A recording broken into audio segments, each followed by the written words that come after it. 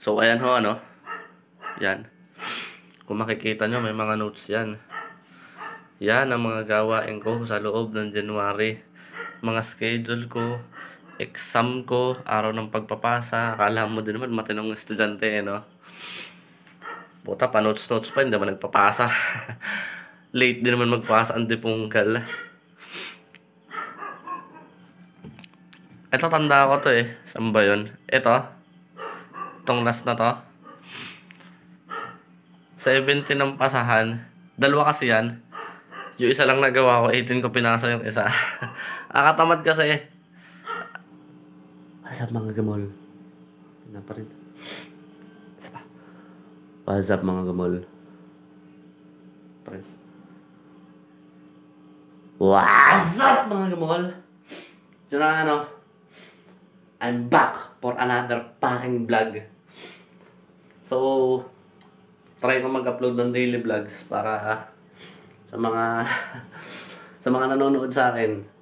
Basta, try ko mag-upload ng daily vlogs ko para makita nyo naman yung aking pinaggagawa sa maghapon. Last 9 na mga men, last 9 na.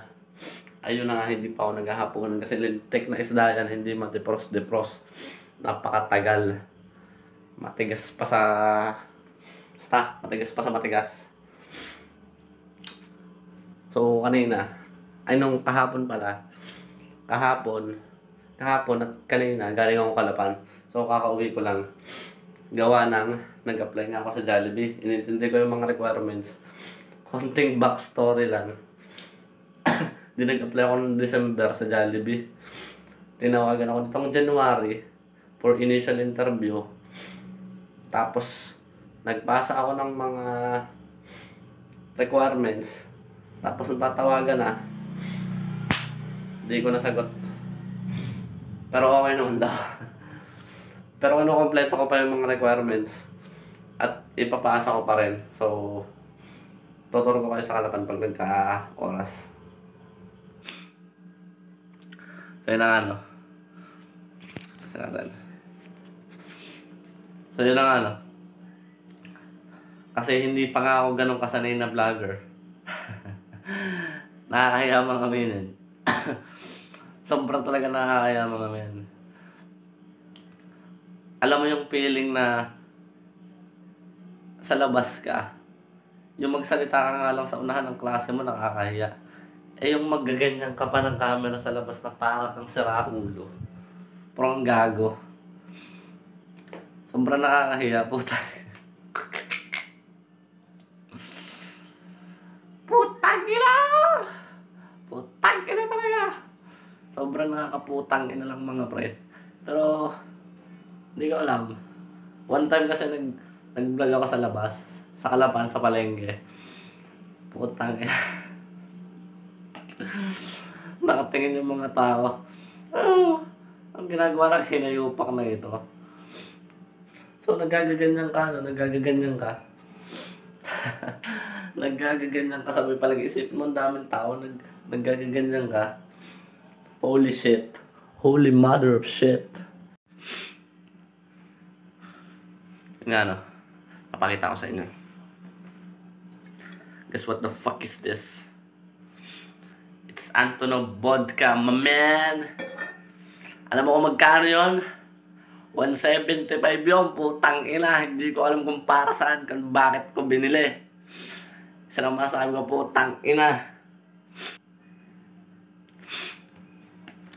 Yun o. Hindi ko alam kung bakit ko binili sa mga men kanina. Kasi, di ba galing akong Kalapan. Bumaba ako sa bayan. Eh wala naman akong motor. So, magta-tricycle ako pa uwi. Eh sakto, natripan kong dumaan sa Candaba supermarket. Tang ina. Eh hindi pa naman pwedeng pag dumadaan ako doon, wala akong binibili. Tang ina, hawa ko na yung breadcrumbs, men. Hawa ko na yung breadcrumbs. Pinili ko pa tong hinayupak na Antonov Vodka to, hindi ko na alam kung para saan. Binili ko, putang ina. Pero, ayos lang. Balang araw malalaman. May kasama pa yan eh. Putang ina, pakita ko sa inyo. Kung gaano ako katanga, nagbibibila ako ng mga alak, hindi ko naman alam. Hindi siya actually alak eh.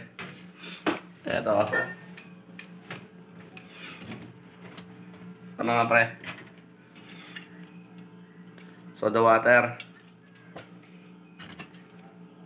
Coke. Lime juice. Ano ba to? Grenadine. Panis. Di ba? Hindi ko alam kung bakit ko pinagbibili itong mga to. Pero oras na magkita ako ng mga sa hilera nung bariken. Doon sa may, ewan ko anong tawag nun. Liquor section. Puta. Hindi ko alam. Basta tuwing makakita ko doon, matik na.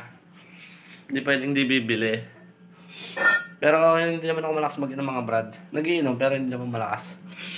So, yun lang. So, yun lang muna sa akin mga pre.